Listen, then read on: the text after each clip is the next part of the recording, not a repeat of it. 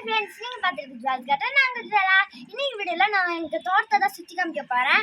வீடியோக்குள்ளே போகிறதுக்கு முன்னாடி எங்கள் அப்பா எனக்கு செகண்ட் ஸ்டாண்டர்ட்லேருந்து எங்கள் தோட்டத்தை கூட்டு போயிட்டு இருக்காரு. இப்போ நான் 5th படிக்கிறேன். அப்போல்லாம் அவங்க கஷ்டப்படுறதுலாம் எனக்கு தெரியாது. இப்போ நான் போகும்போது தான் அப்பா வேலை பார்க்குறவங்களாம் விவசாயிகள்லாம் எவ்வளோ கஷ்டப்படுறாங்கன்னு எனக்கு புரிஞ்சுது. நான் உங்கள் கூட ஷேர் பண்ணிக்கணும்னு தான் நான் வந்து சொல்கிறேன். நம்ம லாக்டவுனில் இருந்தப்போ அவங்க போய் நம்மளுக்காக கஷ்டப்பட்டாங்க. அவங்களும் ஃபேமிலி குடும்பம்னு சொல்லிட்டு வீட்டில் இருந்துட்டாங்க. லாக்டவுன்னு சொல்லிட்டு வீட்டில் இருந்துட்டாங்கன்னா நம்ம எல்லாருமே என்ன பண்ணியிருப்போம் யோசிச்சு பாருங்க ஃப்ரெண்ட்ஸ். அவங்க நம்மளுக்காக போய் உழைச்சிருக்காங்க ஃப்ரெண்ட்ஸ். யோசிச்சு பாருங்க. நல்லா விவசாயிகள்னா சும்மா இல்லை. போன மாதம் தான் நாங்கள் அறுவடை பண்ணோம். நாங்கள் போட்ட காசு எங்களுக்கு வரல ஃப்ரெண்ட்ஸ். நாங்கள் டிராக்டருக்கு காசு கொடுக்குறோம், டிராக்டர் வண்டிக்கு காசு கொடுக்கணும். அப்புறம் வந்து நெல் நட்டவங்களுக்கு காசு கொடுக்கணும், வேலை பார்த்தவங்களுக்கு காசு கொடுக்கணும். எங்களுக்கு வந்து போட்ட காசு எங்களுக்கு வரவே இல்லை ஃப்ரெண்ட்ஸ். கொஞ்சம் யோசிச்சு பாருங்கள் விவசாய நிலைமையை. எங்கள் கஷ்டத்தை புரிஞ்சுக்கோங்க, விவசாயி நிலைமையும் புரிஞ்சுக்கோங்க. அவங்க எவ்வளோ உழைச்சிருக்காங்கன்றது யோசிச்சு பாருங்க ஃப்ரெண்ட்ஸ். இந்த வீடியோவை நான் சின்ன பின்ன நான் சொல்கிறேன். நீங்களும் ஒரு ஷாப்பிங் மால் போகிறீங்கன்னு வச்சுக்கோங்க. ஏதாவது ஒரு பொருட்கள் வாங்குறீங்க, அதுக்கு வந்து ஒரு 4000 பில் சொல்கிறாங்க பில் கவுண்டரில். அந்த 4000 நீங்கள் கட்டிட்டு தானே வெளியே வர முடியும். ஏன் அவங்ககிட்ட போய் நீங்கள் பேரம் பேச முடியுமா? முடியவே முடியாது. அதே நீங்கள் ரோட் சைடுக்கெலாம் காய்கறி கடைகளுக்கெலாம் வந்திருந்தீங்கன்னு வச்சுக்கோங்க.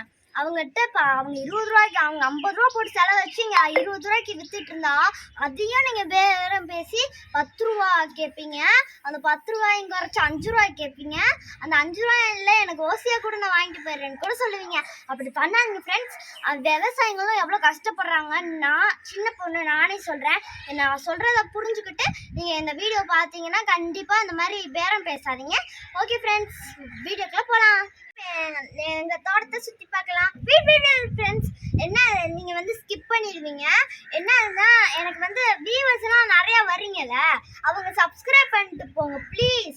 எனக்கு சப்ஸ்கிரைப் மட்டும் பண்ணிட்டு இந்த லெஃப்ட் சைடில் தான் அது இருக்கும். அது எஸ்ன்னு ஆரம்பிக்கும். அதை கிளிக் பண்ணிவிட்டு அது வந்து ஒரு பெல் ஐக்கான் பக்கத்தில் சின்னதாக இருக்கும். அதை கிளிக் பண்ணிங்கன்னா 3 ஆப்ஷன் தெரியும். அதில் ஆல்ன்ற ஆப்ஷனை கிளிக் பண்ணிங்கன்னா நான் போடுற வீடியோஸ் எல்லாம் நோட்டிஃபிகேஷன் உங்களுக்கு எல்லாமே வந்துடும். இந்த வீடியோக்குள்ள போகலாம்.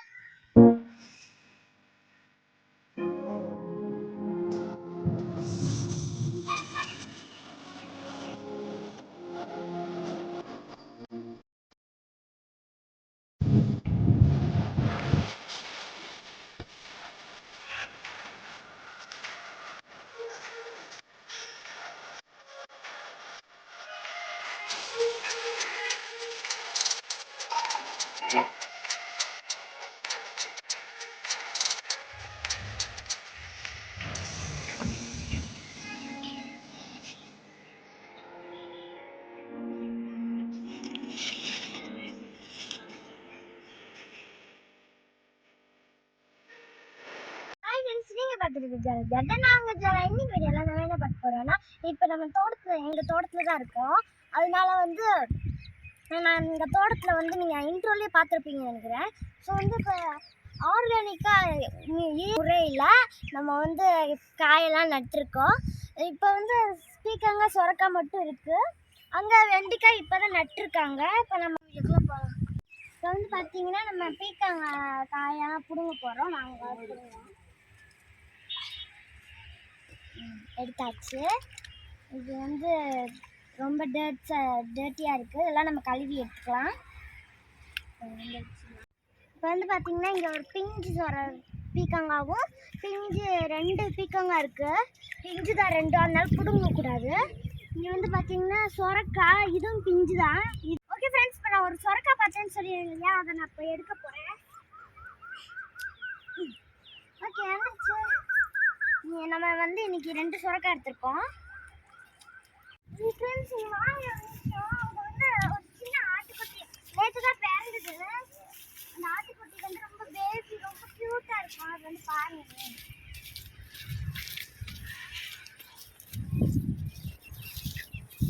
வாங்க போகலாம். அதனால நடக்க முடியாது பாவம். ஸோ நம்ம தான் போய் பயமுடுத்தாம நம்ம தான் போய் காமிக்கணும்.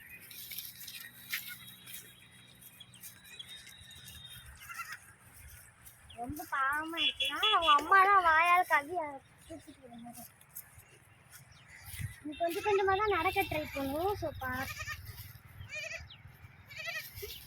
நல்லா க்யூட்டாக இருக்கு பாருங்க.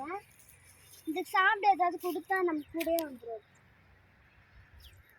இது பேர் வந்து நம்ம ஹீரோன்னு வச்சுருக்கேன். ஏன்னா அது வந்து பாய் குட்டி. அந்த அவங்க வம்சத்துலேயே இதை ஒன்று தான் பாயாக பிறந்திருக்கு. அது எல்லாமே கேர்ள்ஸாக தான் பிறந்தாங்க.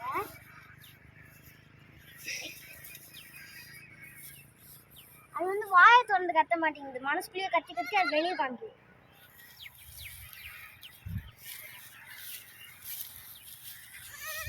சாப்பிட ஏதாவது கொடுப்பாங்களான்னு கையவே பார்க்குது.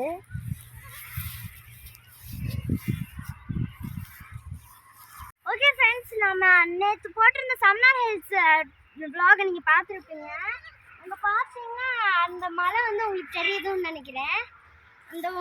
அங்கே வந்து கம்பம் தெரியுது பாருங்க. அந்த மலையில் அதான் லாஸ்ட்டு.